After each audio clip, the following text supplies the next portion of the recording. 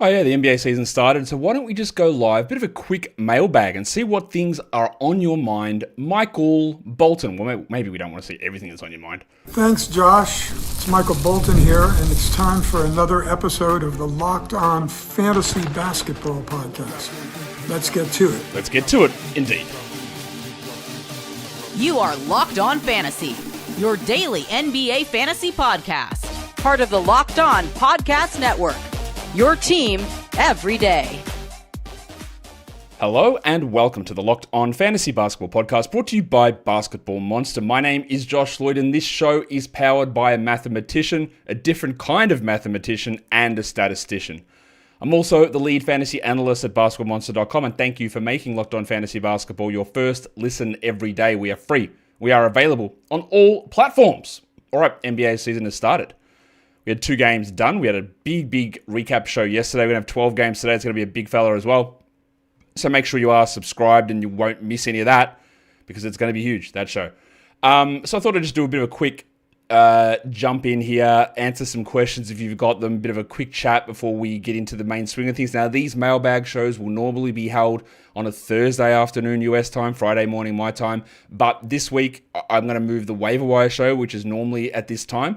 I'm going to move that to Thursday, so we've got nearly every team's played at least a game. So we're going to have some discussions about adds and drops and overreactions and that sort of stuff. So just a quick switch up of the schedule for this week only.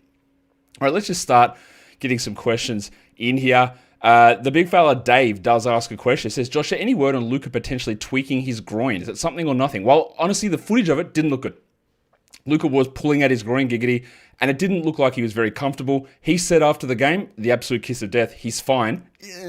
Never, ever listen to a player when they say that they're fine about an injury. I think that, I don't think that there's a worry that he's going to miss time yet, but it was definitely a concern. So we just have to be aware of that. Speaking of injury updates, Thrift Beast says, any updates on Amen Thompson, his injury? It was a cramp, so it doesn't appear there's any injury there.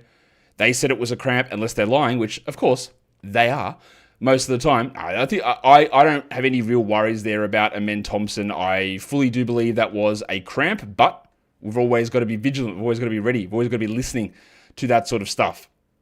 Is AJ Green worth stashing in case he starts for Milwaukee? He is starting for Milwaukee. I don't think there's any doubt about that. Kuzma is coming off the bench, and AJ Green is starting.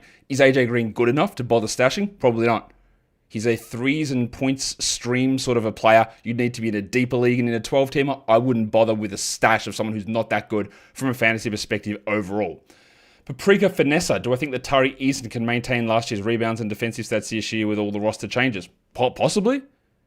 A lot of some of the value he got last season was through injuries to others. He's quite a good player. He sucked, but I will remind you, go and have a look at opening night last season where Tari had 2 points and 2 rebounds. Just look at that, and then he was fine after that. So yeah, it's not great. He didn't play well. I'm not overly worried about it. Burke says, is it worth stashing Jared McCain in a 16-team 9-cat league? Stashing is always a tough question to answer because there are so many factors. But in a 12-team league, you would not bother with Jared McCain. In a 16-team league, you probably would.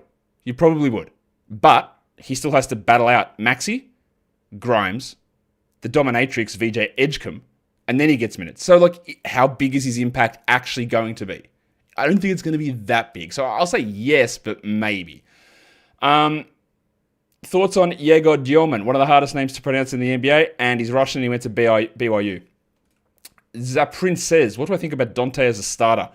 That's, if you haven't heard, Donte DiVincenzo is starting a point guard for Minnesota, which is weird because that's what I thought would happen all season, and then the preseason it didn't happen. I went, okay, that's a little weird. All my early predictions and projections for Donte, where I was drafting him around 100, were based on the thought that he would start. It didn't seem like they were going that way, but they are.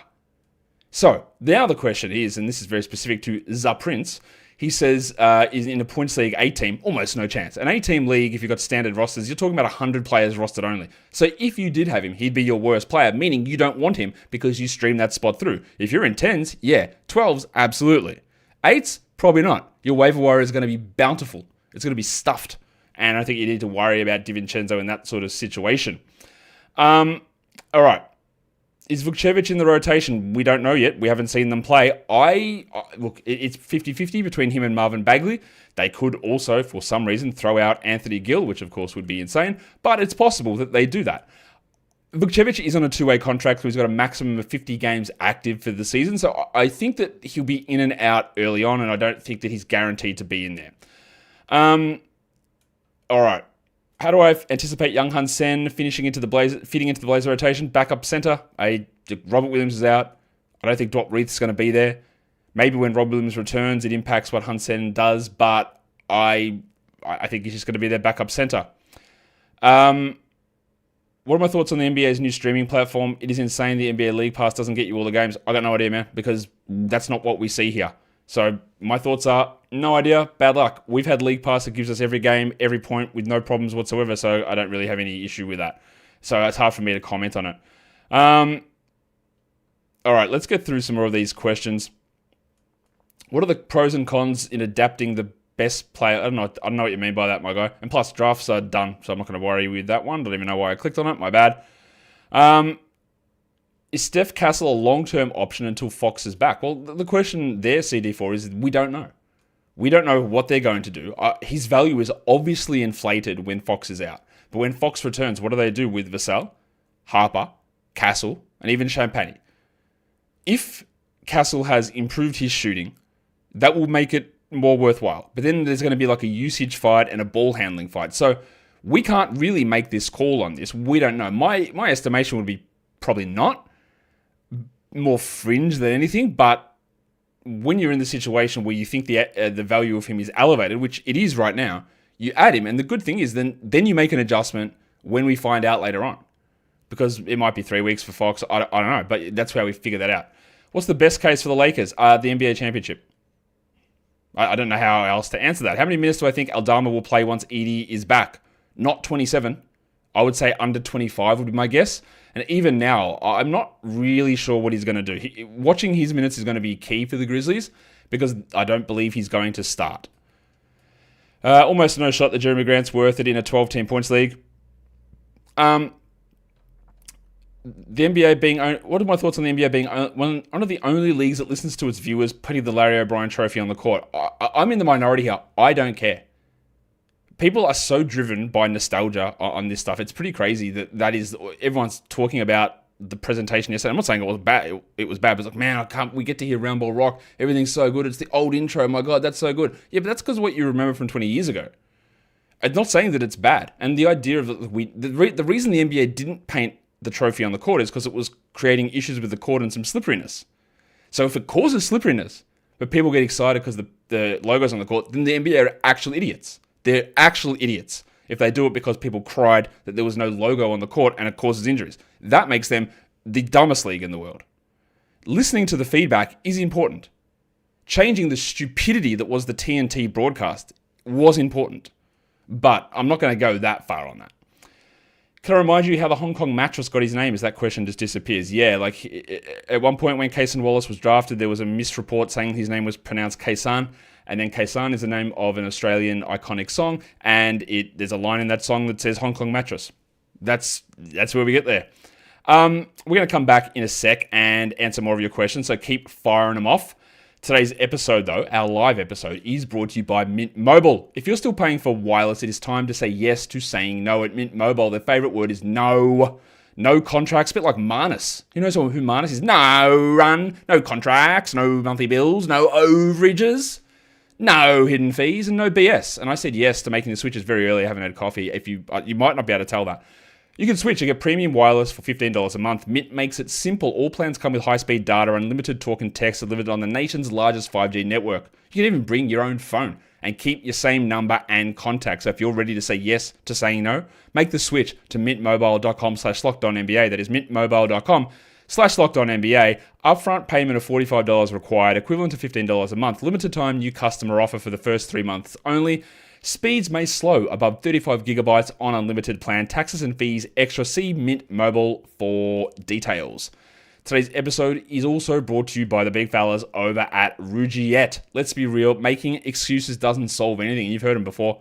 Men and women, you've heard this before. Yeah, it's stress. You're tired. Happens to everyone at some point. That's cool. But when it comes to performance, your body sometimes just needs that little bit of extra support, and that's where Ridgiet comes in. Ridgiet.com offers fast-acting, doctor-prescribed treatments for ED, designed to help you stop making excuses and start making moves. And to get started, it's so easy. You connect with a board-certified doctor 100% online. No awkward waiting rooms, no in-person appointments, and if prescribed, your treatment ships directly straight to your door.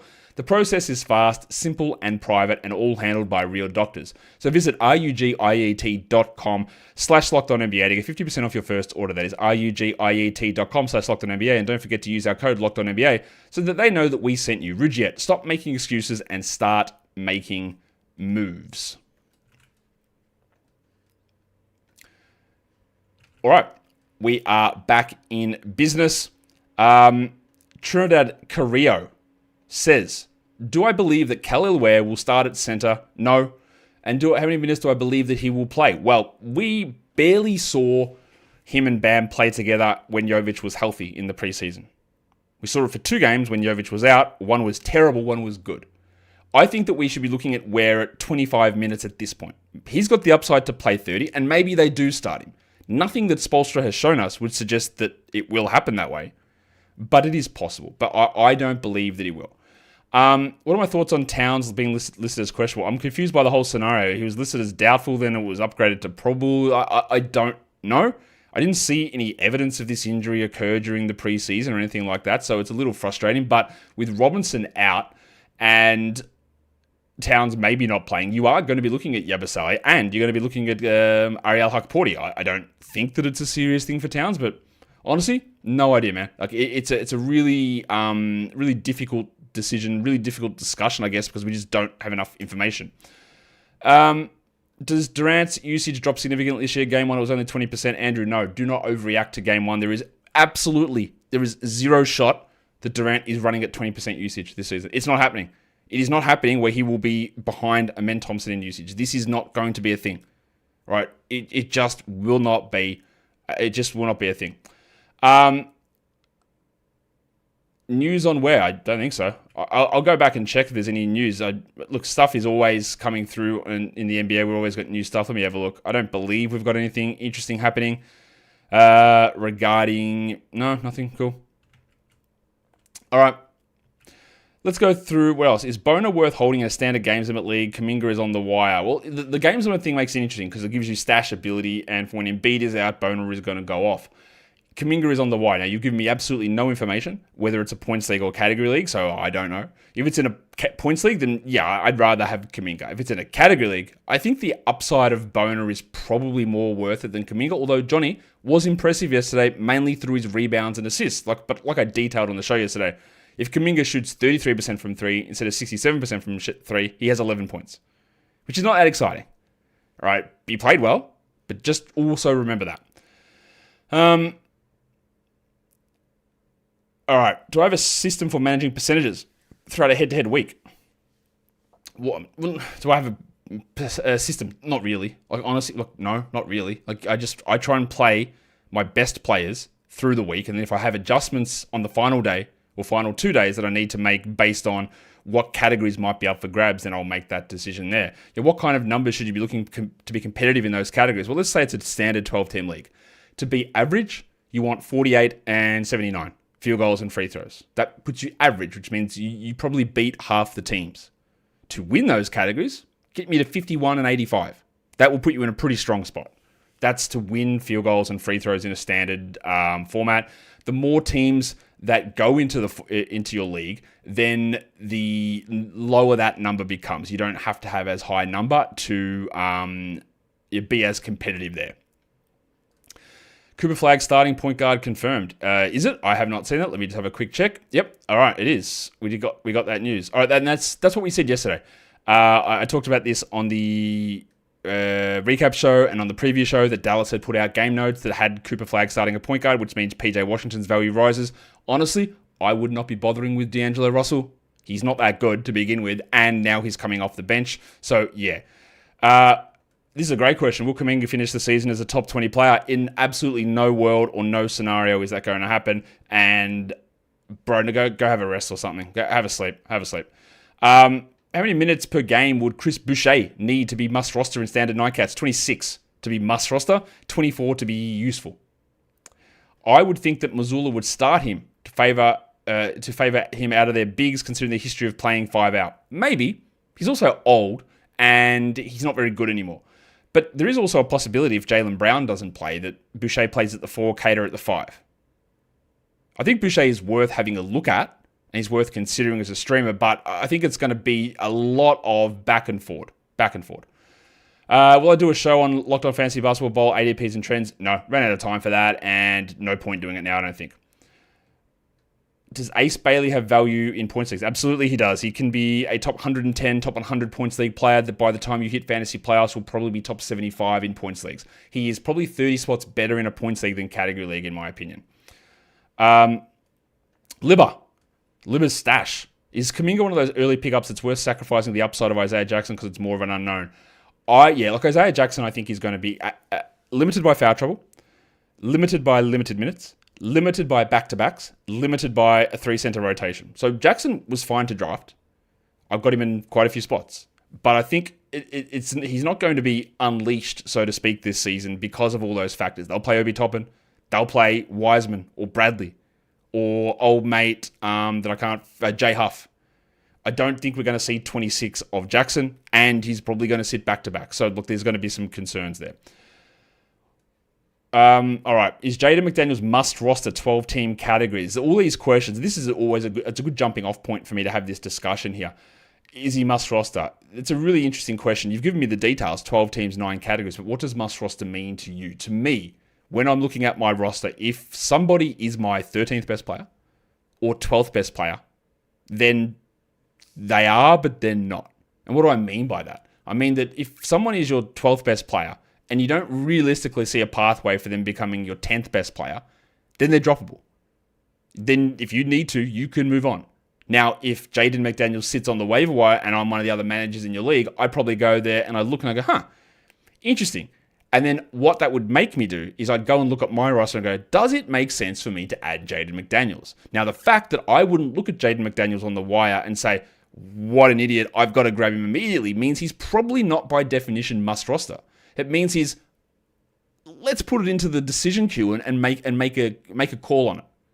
If someone goes in there and they're in a 12-team league, 9 categories, and they've dropped Matisse Thybulle, I'll go, why did you have him? I'm not even going to bother. They drop Young Hun-Sen, I go, yeah, because you made a dumb draft pick. I don't care about it. If you drop Jaden McDaniels, I'll at least go and have a look. If you dropped, let's use an example here, Isaiah Hartenstein, I just go, I don't care. That's an easy ad. Whoever my worst player is, they're done. They're gone. They're out of here. So I guess by that definition that I have, is he must roster? He's close enough. But is he, do I have to trip over myself to get there? Probably not.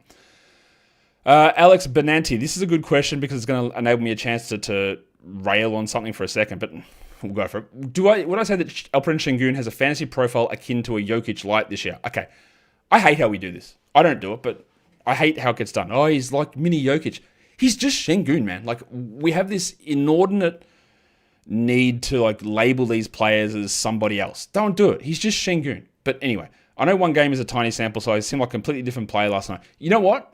Did he seem like a completely different player? Not really. I'll tell you why. I have always been incredibly high on Alperen Şengün. As a prospect, as a player.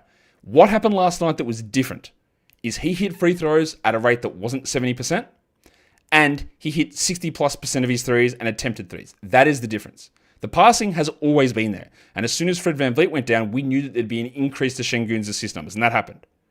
He did look awesome.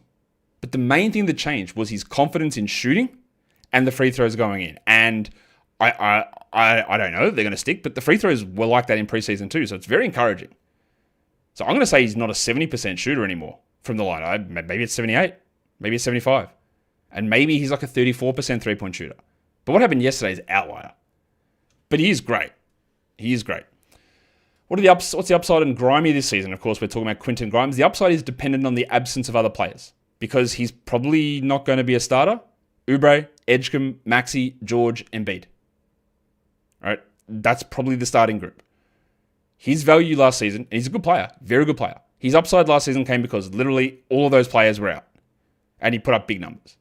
He's not likely to be a full-time 30-minute starter, and even if he was playing next to Maxey, Edgecombe, George, and Embiid, he wouldn't be able to do as much. So his upside is not that high unless a bunch of guys are out. Is Keon Ellis a pickup or are people jumping the gun? I think a little bit they're jumping the gun. Look, it's hard to know.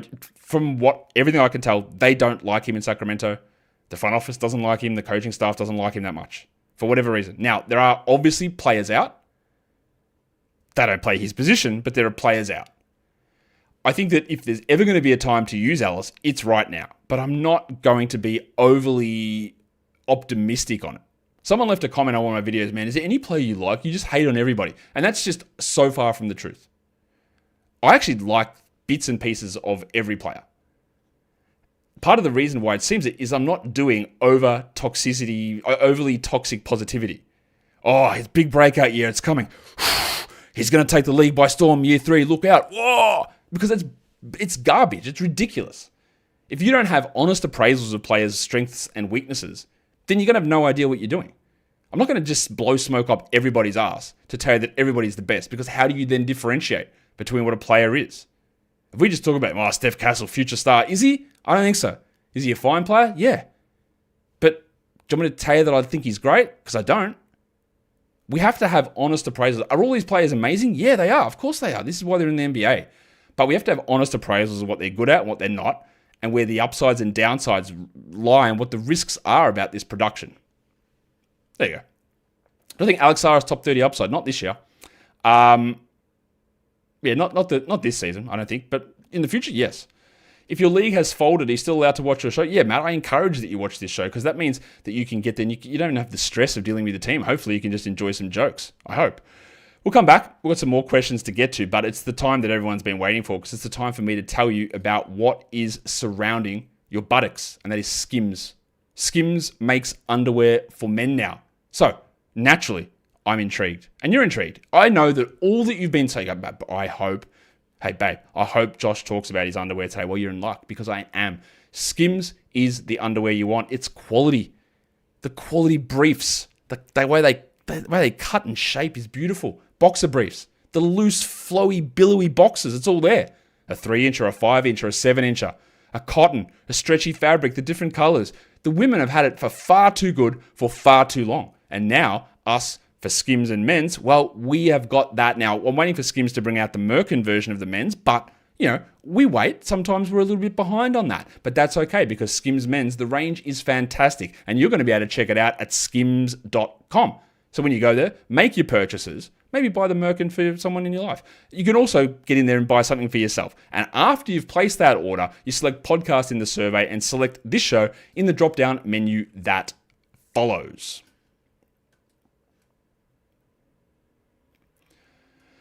Okay. All right, let's get some questions. Some more. Andrew, I don't know, did you put a question in before? I don't know. But Şengün or Durant, higher fantasy points per game on Yahoo. Let me tell you, A, what does it matter? But B, I think it's pretty clearly Şengün. I'm certain I had Şengün higher than Durant in fantasy points this season, and nothing from game 1 would suggest that's any different. Are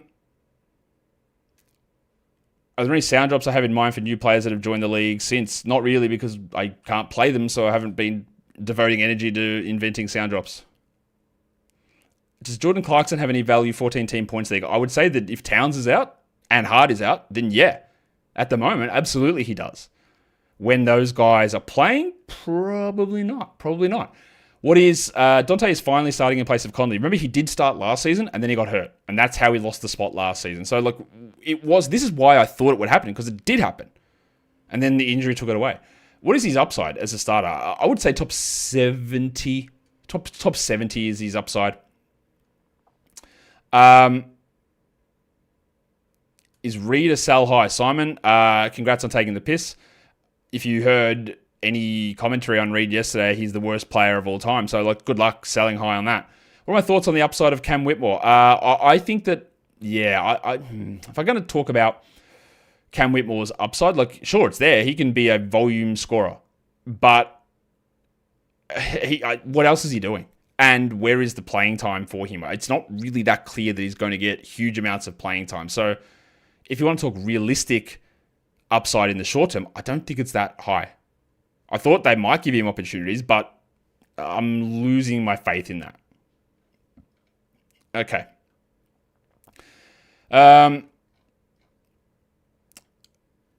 Taylor Hendricks or Ryan Kalkbrenner?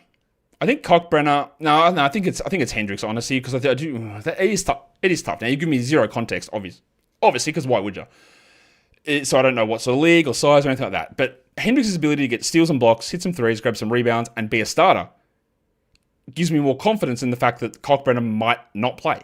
I think he will, and I think he should, and I think he should be the starter, but he definitely almost won't be the starter to begin the year. But I don't know that about Kalkbrenner, and I feel confident that Hendricks will. So I'd like that confidence in him. But, Kalkbrenner could play 28 minutes, be 12 and 10, a 3 and 2 blocks, and be way better. But the chances of that happening are a lower percentage, I think.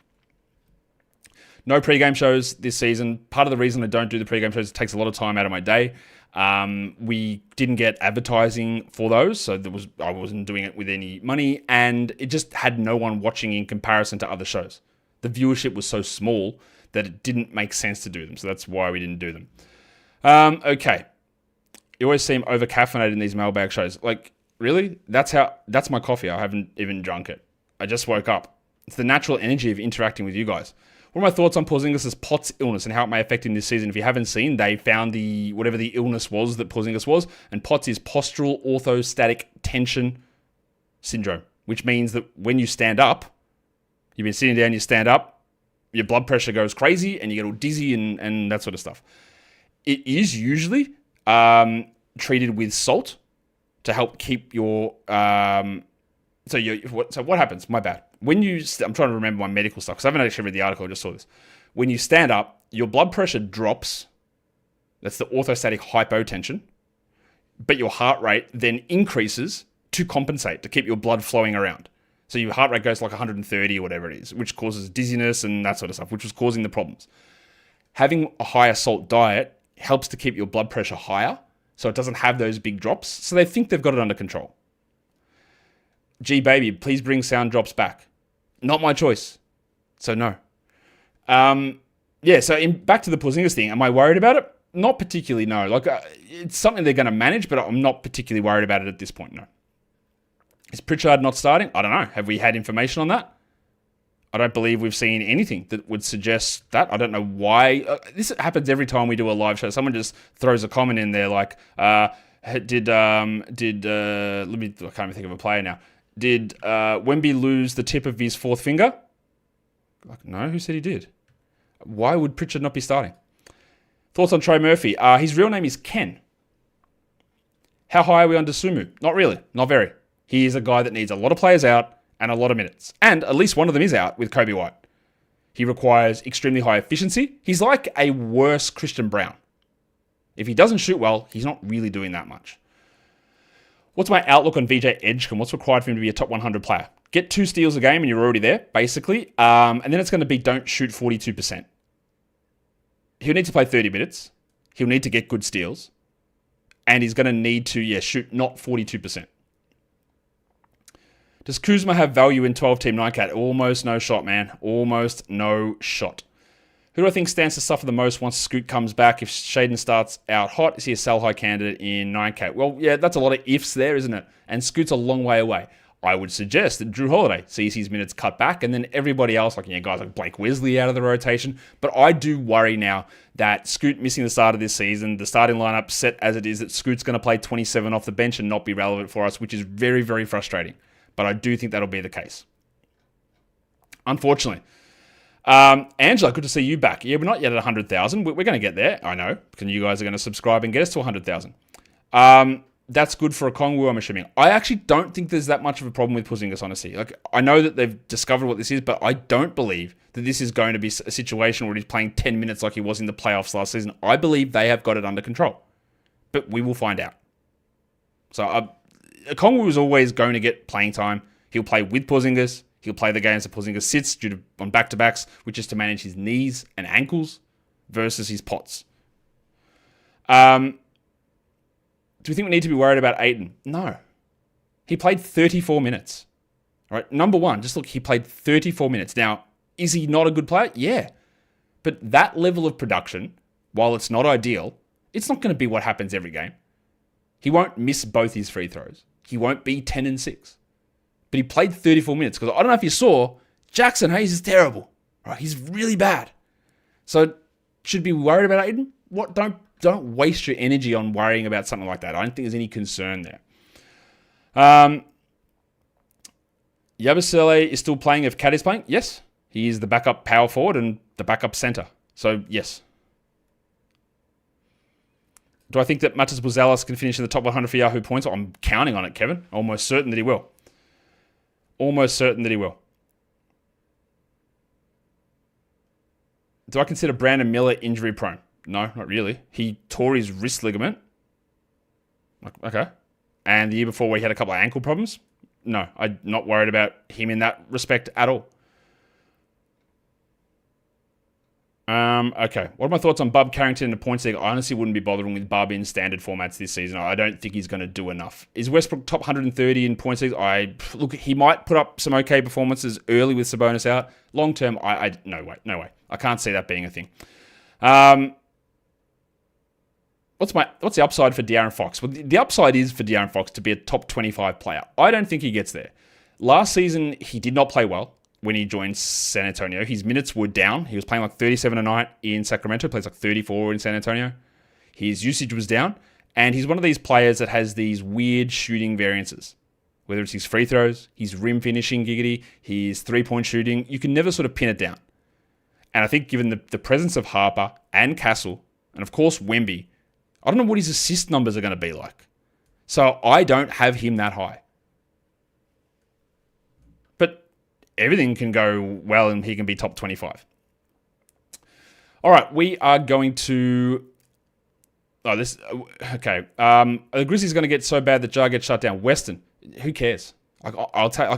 Honestly, who cares? And I say that kindly. It is the 23rd of October. They have played literally 0 games. And also, as a general rule, unless you are really, really low, really bad, and maybe they will be bad, fake injuries don't normally crop up a lot of the time. And someone like Morant has had a lot of injuries, yes, but it's just not something I'm considering at this point. I don't think that they're going to be bad. That is not the track that they are going down. Now, anything can happen. We saw it with Philadelphia last season when they had incentives to keep their picks, so a lot of guys didn't play. Now, some of those guys were legitimately injured. But that's just a waste of your energy, I think. I'm kind of scared on Klingon. Young Hansen has looked a little too good. Has he? Has he?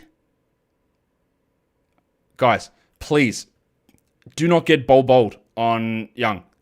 I think that he's been okay, but do not get bold on him. Klingon is... look, be worried about Klingon. I don't think he's that good. He's a fine starting center with some defensive presence who struggles offensively. I think he's fine, but he's going to start. And I do not think that Young is going to jump in and become this 25-minute night starter over Klingon immediately. I do not think that at all. So, yeah. We're going to do one more question. I want to see this. What is this? Again, why is Anthony starting over PP? Where are we seeing this? I have not seen this. Maybe I need to go and have a look, but I have not seen a single thing that suggests that is something that is going on. Where are we getting this idea from? Maybe I'm just missing it. I've just woken up and I haven't seen the news, but where's this idea that Anthony Simons is starting over Peyton Pritchard? I don't know where we're getting this. Is Shepard's upside top 50 this year if he plays 30 minutes? I don't think so. Let's just settle down. Top 100? Sure. Top 50? I don't think so. It just requires a lot to get there. Who is projecting Anthony Simons starting over Peyton Pritchard? I need to... you keep saying this. Who is doing this? Who is projecting this?